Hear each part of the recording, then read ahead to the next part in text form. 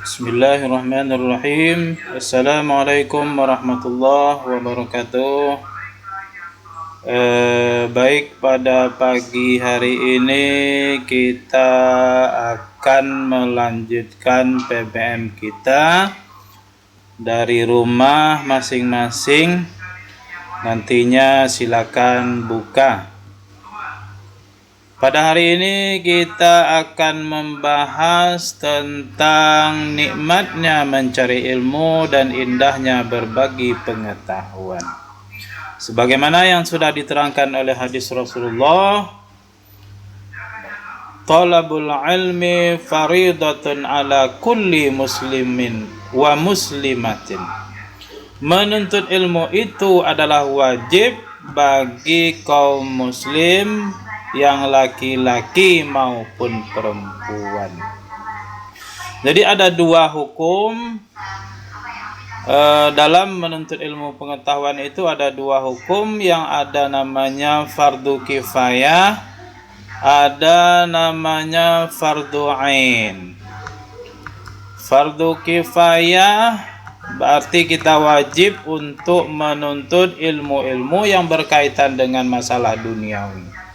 Kalau fardu ain itu wajib bagi kita pribadi untuk menuntut dan mengetahui tentang ilmu akhirat yang nantinya akan kita bawa ke akhirat. Jadi banyak hadis-hadis yang lain seperti utlubul ilma walau bisin, menuntut ilmu atau tuntutlah ilmu walaupun ke negeri Cina. Artinya apa? Walaupun kita tidak tahu berbahasa Cina, tapi kita tahu bahwa Cina adalah mereka orang-orang yang menguasai di bidang ilmu perekonomian. Jadi wajib kita untuk menuntut ilmu di sana. Ilmu apa yang kita tuntut? Ilmu ekonomi dan lain sebagainya yang berkaitan dengan ilmu dunia. Jadi anak-anakku sekalian,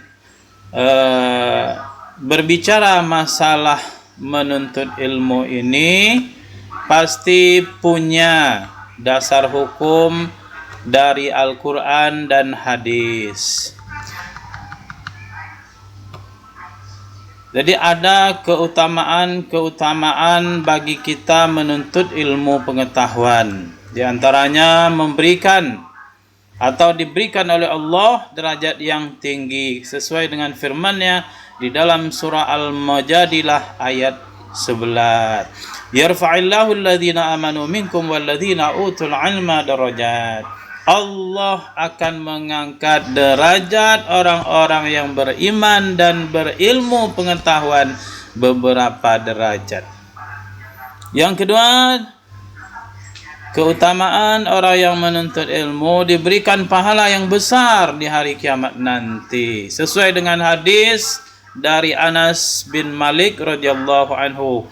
Beliau bersabda, penuntut ilmu adalah penuntut rahmat, dan penuntut ilmu adalah pilar Islam dan akan diberikan pahala bersama para nabi. Hadis riwayat Ad-Dailami. Yang ketiga merupakan sedekah yang paling utama. Karena di dalam hadis Nabi yang lain, sedekah yang paling utama itu adalah jika seorang muslim mempelajari ilmu dan mengajarkannya kepada saudara-saudara sesama muslim yang lain. Kemudian yang keempat, lebih utama daripada seorang ahli ibadah. Karena orang ahli ibadah itu kalau tidak memiliki ilmu pengetahuan, maka ibadahnya beda dengan orang yang memiliki ilmu pengetahuan. Artinya dia lebih baik dari 1000 ahli ibadah, sesuai dengan hadis yang diriwayatkan oleh Ad-Dailami. Kemudian yang berikutnya, yang kelima, lebih utama daripada sholat 1000 rakaat. Kita sholat 1000 rakaat tapi kita tidak punya ilmu, maka pahalanya beda dengan orang yang punya ilmu. Orang yang punya ilmu dengan orang yang tidak punya ilmu dalam segi ibadah itu beda. Kemudian diberikan pahala seperti pahala orang yang sedang berjihad di jalan Allah. Jadi pahalanya sama dengan pahala orang yang berjihad di jalan Allah. Karena di dalam hadis dari Ibnu Abbas, Rasulullah Shallallahu Alaihi Wasallam pernah bersabda, ketika beliau bepergian pada waktu sore guna untuk menuntut ilmu, beliau mengatakan bahwa menuntut ilmu adalah lebih utama daripada berjihad di fisabilillah. Hadis riwayat Ad-Dailani. Kemudian yang keenam, dinaungi oleh malaikat pembawa rahmat dan dimudahkan menuju ke surga. Itulah di antara keutamaan orang-orang menuntut ilmu pengetahuan, karena kita tahu bahwa menuntut ilmu itu adalah wajib bagi setiap manusia yang hidup di muka bumi. Ada namanya wajib ain dan ada namanya wajib kifayah. Demikian untuk pertemuan kita hari ini. Sebagai catatan terakhir kepada seluruh siswa kelas 10 agar dapat nantinya mencari ayat-ayat Al-Quran yang berkaitan dengan menuntut ilmu dan hadis-hadis.